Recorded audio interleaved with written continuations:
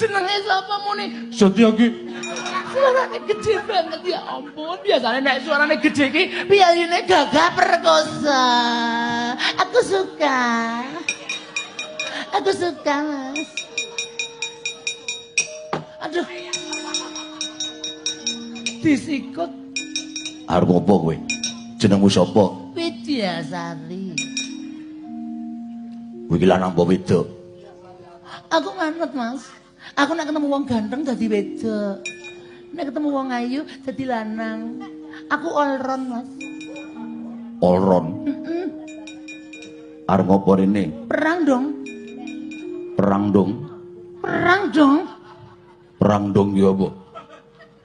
Perang ngono maksudnya ora tau ning Jakarta, Mas iki. Kurang dolan ya ampun Piyai bagus kok kurang dolan. Maksudnya perang dong ngono. Perang dong nek ditambahi dang ding dong.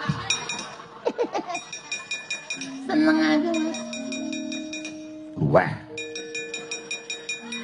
Ya ampun wis entuk pelanggan loro merucut kabeh.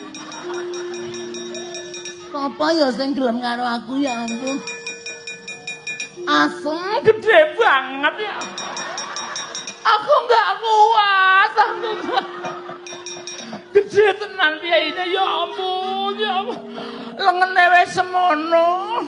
Asem dae bokalore. Sapa Mas duwe banget Mas? Bratasena. Sapa? Bratasena. Ya ampun Mas Sena.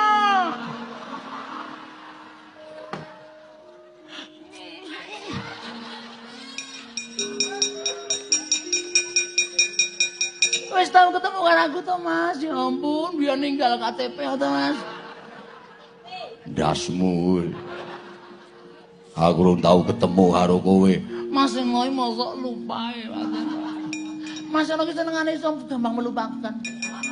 Mas aja ngono to Mas. Aku Widyasari mosok lupa. Mas, diling-iling lho ya ampun, ya ampun. Biyen tau boncenge nganggo edek kewer. Edek kewer ya apa? Mas aja ngono to Mas. Yuk mampir yuk Mas yo ning dalemku yuk. Ora. Kowe rene arep ngopo? Aku jane arep perang bareng ketemu Mas Sena ya ampun, atiku gogrok atiku ya ampun. Piyayi kok kaya ngono ya. Elok tenan Jo. Ya ampun jenggote. Enggak kuat aku. Aduh, rambutnya nggon dodo ya tukul. Aduh.